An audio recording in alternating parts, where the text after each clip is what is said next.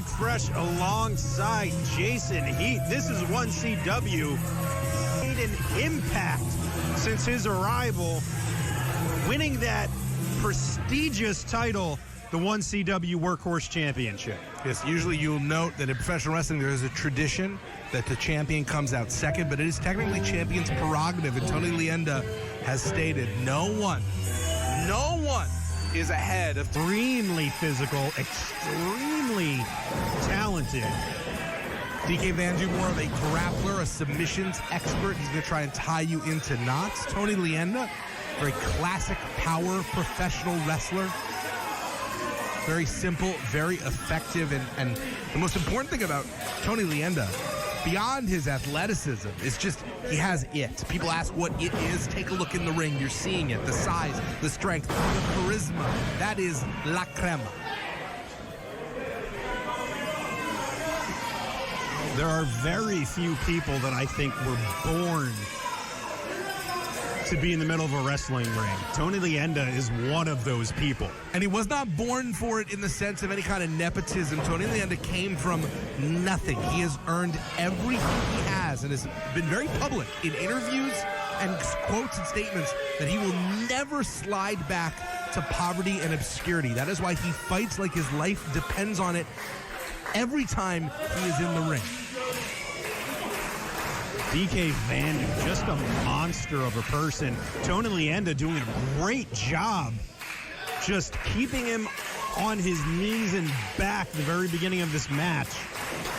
DK Vandu isn't somebody that a lot of people can say that they neutralized very quickly. No, Cambo XL is a dual sport athlete, a former NCAA ranked tennis player. Now making his impact here in professional wrestling. Look at the strength of DK Vandu. Just holding him up. Quick cover. Only a 1 count there. Immediately grabbing that hold. This is exactly where you do not want to be in the ring with DK Vandu. That is on the mat.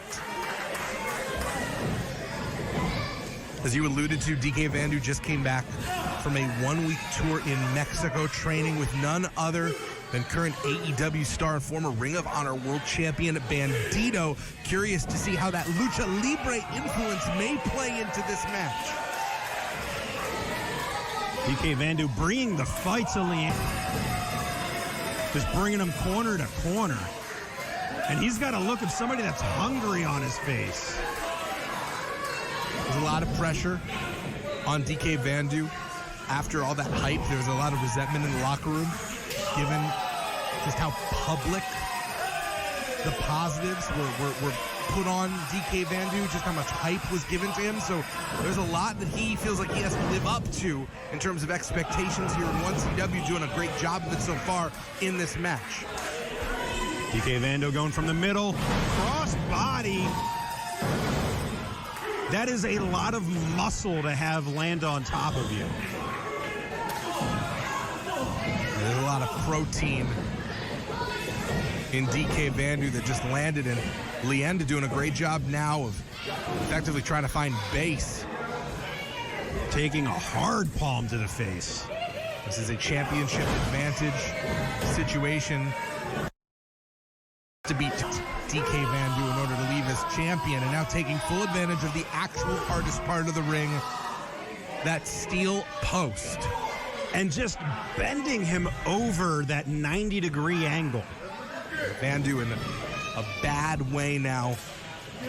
It's an unconventional method to take out the core of an opponent, but if your core goes, that takes everything away. The arms back into that hard steel corner.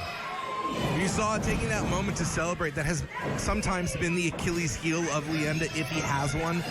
Just having to keep from getting a little bit cocky, a little bit complacent mid-match because he is so talented, caught up in his own hype. And that's really the next step in his evolution, is being able to stay focused.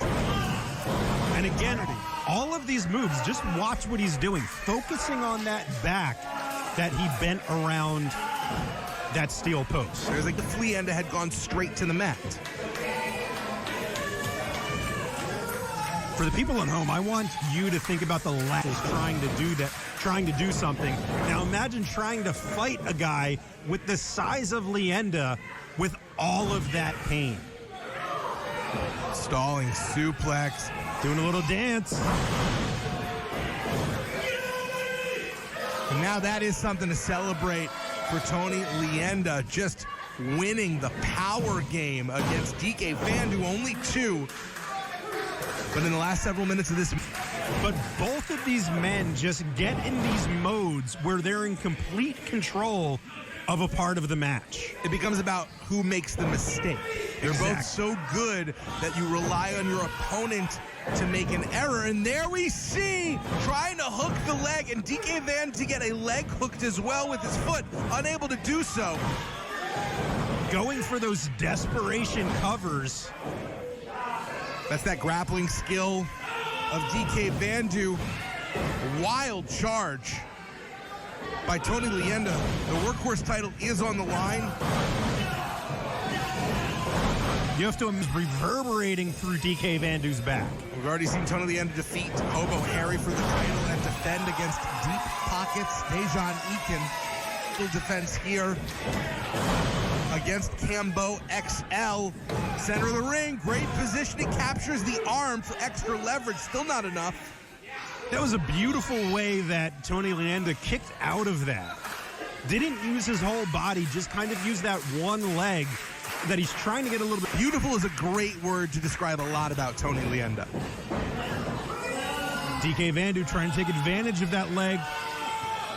Looking for that half crab, sitting down. And Leyenda just close enough to the ropes to nullify it, but Vandu taking a lot of that 5 count allowed to him. Sure, with the way that back is, he really wants to get a chance to rest it and sit down on it like that. Eye poke by TonyLeyenda, having trouble putting full weight on his body, but Starstruck hits nonetheless. That could be it. TonyLeyenda with the win.